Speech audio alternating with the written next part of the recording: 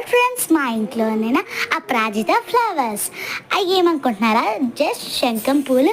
సంస్కృతిలో అయితే విష్ణుకాంతం అని కూడా అంటారు.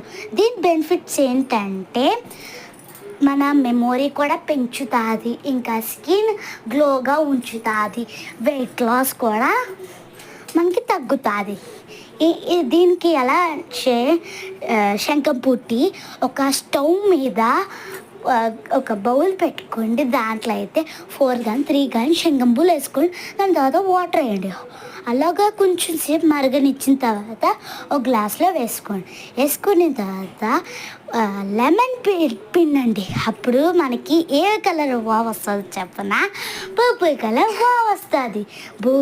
బ్లూ కలర్ వావ్ నుంచి పర్పుల్ కలర్ వావ్.